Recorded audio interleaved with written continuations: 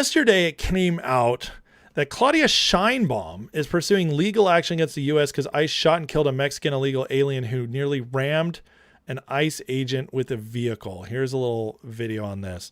But this should just give you more example of just how insane this whole illegal immigrant grift has become. And by the way, Sheinbaum, she is a Jewish woman that's somehow in charge of Mexico, and she was completely installed by City of London types who, by the way, use the cartels through the intelligence agencies. She was completely installed. She was like the 27th candidate. Most of the others died before she became president. So you understand what Trump's dealing with at the border. But this is crazy that they would even consider this a possibility. News from the Magnolia Park neighborhood. A man shot in the stomach with ICE agents and federal investigators on scene. Within the last few moments, we've confirmed that man has died.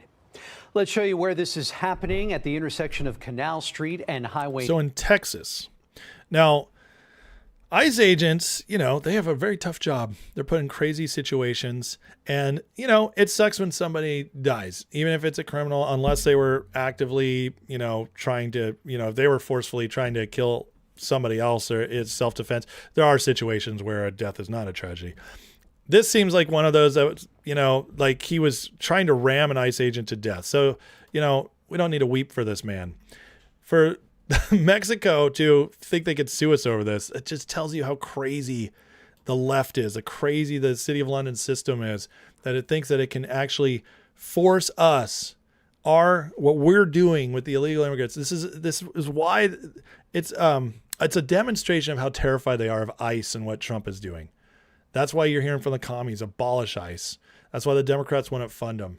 This is one of the most important things happening for our future. And here's just another show of it, that they're willing to go to these extremes. Now, what is the Trump administration accomplishing? Well, here's DHS, fully funded now for the World Cup, just saving a bunch of children being trafficked during the World Cup. It's been nonstop. We have people working 7 days a week, 12 to 16 hours per day, but we get the mission done. For agents at the Homeland Security investigations during the World Cup in Kansas City. I think the hardest part was just getting to this point.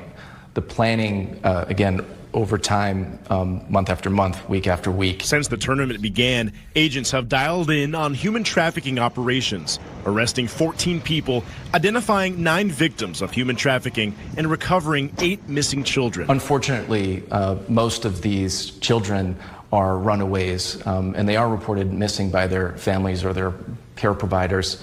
However, they end up on the streets. They end up with these traffickers who put them available for these human trafficking, events. The kids found were mostly teens and several from the KC Metro. We find them, every day. So the best thing that we can do is have people keep an eye on your kids. HSI also seized a little more than $435,000 worth of counterfeit World Cup items, like jerseys, T-shirts, and flags. Ultimately, they'll either be destroyed, or if they're determined to be safe, they're typically exported to third world countries where their clothing is in short supply. Even with the games ending, working with other partners to keep Casey safe will continue. We're almost there. There's light at the end of the tunnel, but we have a few more days till we get to the end of the road here. This is just Kansas City.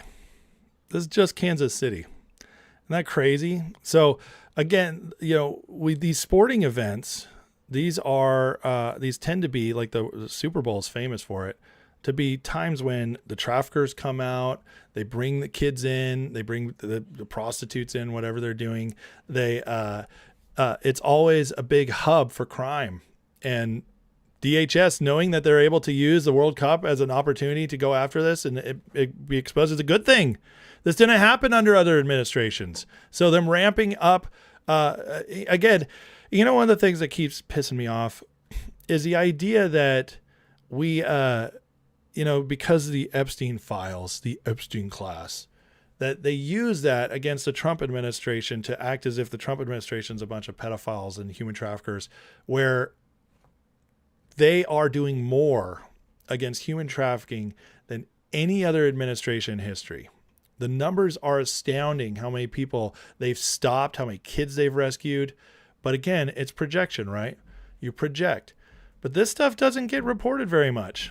It doesn't. They want it hidden. They don't want you to know how much is happening. They don't want you to know how effective Trump's administration is. And that's even with their hands tied with several ridiculous obstructionist judges trying to limit the Trump administration, with people within the bureaucracies, within these institutions who are deep state plants who slow things up.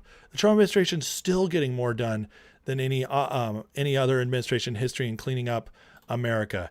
And that's why they want you to be mad about the big names not being busted, because that's all they got. They can't point to anything else. But the Trump administration continues to keep pushing. Now, American Truckers United is now pushing DHS to clean up trucking, which the Trump administration has already done some on, but this could really ramp up. Listen to this. An illegal immigrant released by the Biden administration hit and killed a Pennsylvania state trooper. Despite no legal status at the time, Massachusetts renewed his commercial license. New York Place, green light. The lobby group American Truckers United says 77% of all English proficiency violations issued nationwide came from just 10 states. No one is checking the immigration status of these truck drivers. The group wants states to partner with the federal government, so when a state inspector orders a truck out of service, mechanical or otherwise, agents can remove the unlawful driver. Every weigh station in America should partner with ICE and CBP to conduct targeted interior enforcement.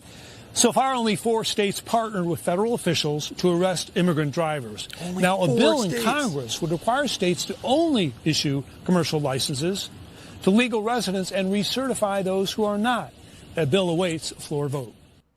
How crazy is it that, I mean, let's back up for a second. Think of all the criticisms the Trump administration gets for people being mad about certain things not happening yet. A lot of it's a psyop. A lot of it's being pushed to just discourage you.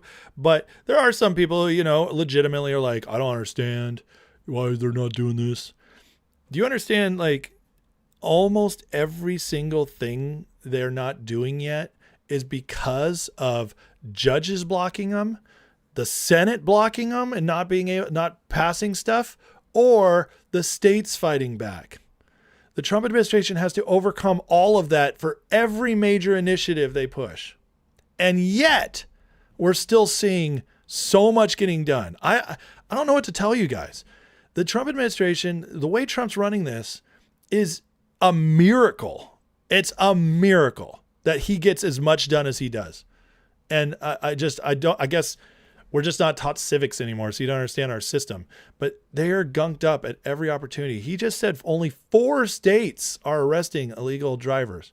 The other thing is look at the exposure of how bad the illegal problem is. More and more people are waking up to it and starting to do something about it. And that should also, on the flip side, give you hope and expectancy for what can happen. Here's a major story that just happened, and Marco Rubio is a big front of this, but this is a crazy story. Just listen to this. Just weeks ago, a convicted sex offender and a foreign national was shielded from deportation by the governor of Minnesota. Laotian national Tu Li Vang was convicted of repeatedly sexually abusing a 10-year-old girl in the state of Minnesota. He even tried to pay his victim for her silence, and he called his heinous crimes a minor thing. Just days before this foreign sex offender was scheduled to be deported, Tim Walz, the governor, issued him a pardon, setting him free to once again endanger the children of America. Well, this week I revoked his legal status in the United States, and as a result, federal agents took him into custody, and as of today, he has been removed from the United States. Because of our action, this foreign criminal will never pose a threat to any American ever again. Americans must never be forced by their elected leaders to live alongside foreign sex criminals who have no right to begin with to reside in our country. This administration will always stand with the American people and defend them from violent criminals. This should be passed far and wide. Everybody should be sharing this story because it is a perfect example of the difference between the establishment class and the Trump administration and MAGA. Tim Walz pardoned this guy who was raping a 10-year-old girl for years. pardoned him, even though he's also illegal. And thank God the Trump administration went in and got rid of him. But do you understand that if this guy was an American citizen and he was pardoned, the Trump administration's hands would have been tied?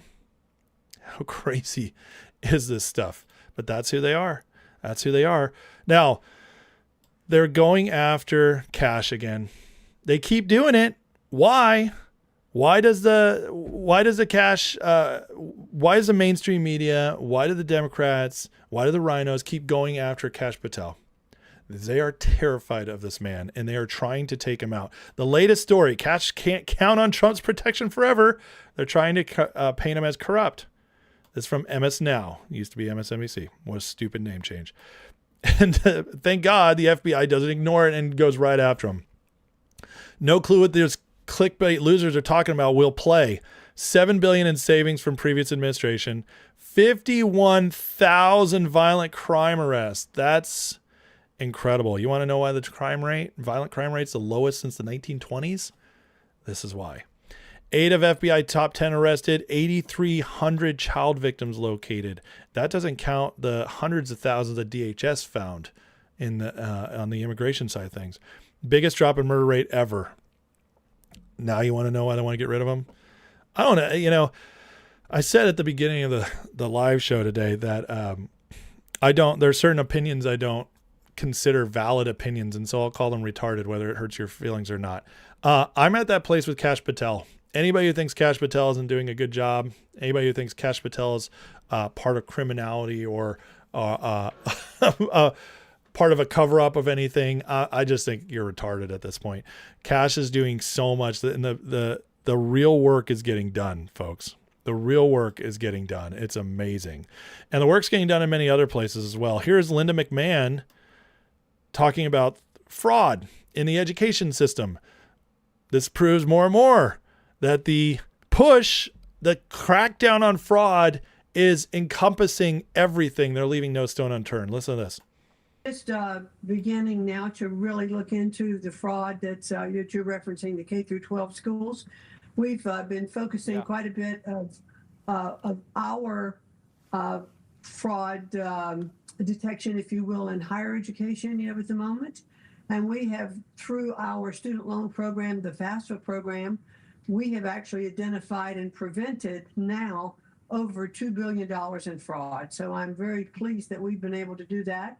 And now we're looking more at the K through 12 issues that you were raising. And I can assure you that we will be following through with our departments to see where this money has been going. If fraudsters are just seemingly trying to pick the pocket of American taxpayers everywhere we turn. So as we're looking at schools, or we're looking at the programs that are going out, we will be focusing on this fraud as well. Fraud everywhere. $250 million in fraud across K-12 and $2 billion in student aid. It's just the beginning. But that's through FAFSA. They were using the FAFSA system. The loan system, the grant system to get you to college. It stole $2 billion. That is crazy. There's nowhere they weren't doing this. It's insane. And Trump, Linda McMahon just announced this. Our schools must protect America's children. And Trump has launched a national crackdown on teachers accused of sexual abuse. Whoa. California could lose $50 million. National crackdown. So, a lot of these teachers and the state governments and the teachers unions, they're hidden. They sexually abuse a kid, and what the teachers union will do is, instead of letting them be fired, they'll just transfer them to another school. This has happened over and over again, thousands of cases. They hide these guys. They hide these perverts. And now the Trump administration's finally stepping up and doing something about it. This is great stuff. And by the way, the education system is one of the liberals' deep state's sacred cows. And the Trump administration is defunding that. This will also eliminate a lot of fraud, because that's one of the reasons they keep them in, keep that funding going. While that's all happening, look at this. Finally have the evidence. Massive story on 155,000 absentee envelopes 26,000 were unlawfully counted in Detroit's election. 26,000, one city. Imagine how many more it is everywhere else. So the election stuff's starting to ramp up, and there's a lot of independent investigators who are legit, not Candace Owens, with receipts coming out with this stuff. And so that's only a matter of time as that continues to work itself out and get exposed. More going after left-wing terrorism. This is a big one. This is something led by Marco Rubio. Listen to this. The State Department tonight. Good evening, Jillian. Good evening to you, John. Secretary of State Marco Rubio is focusing in now on U.S. counterterrorism efforts here at home and around the globe. Right now, the State Department is focusing on what it is calling far-left political terrorism. This carried out by groups that fall under that Antifa umbrella. Rubio is convening next week here a group of senior ministers from more than 60 countries. He has invited them to Washington, hoping to crack down on far-left terrorism, which the department now tells us has surged in the U.S. and Europe since as far back as 2016. Far-left political terrorism has been a threat that existed for a very long time, but it has gone unaddressed. And we're making sure that we solve that problem. The terrorist actions that those groups are taking, including kidnappings, including the targeting of critical infrastructure. That's what we're focusing on. President Trump designated Antifa a domestic terrorist organization in a 2025 executive order.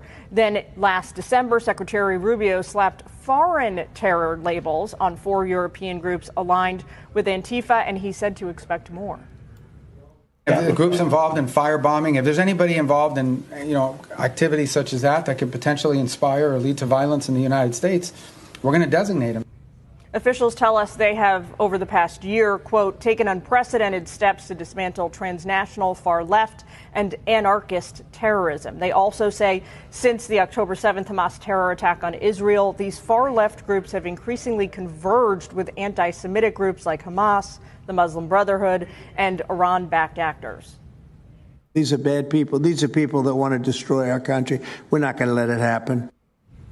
So ahead of Secretary Rubio's summit next week, as you mentioned, John, some European leaders are balking. They say their countries have no affiliations with Antifa, no representatives of Antifa inside their country. In response to this, officials tell us tonight not to be fooled. They say far-left terrorists may be diffuse, but they run a, quote, well-established international network. You know what this is?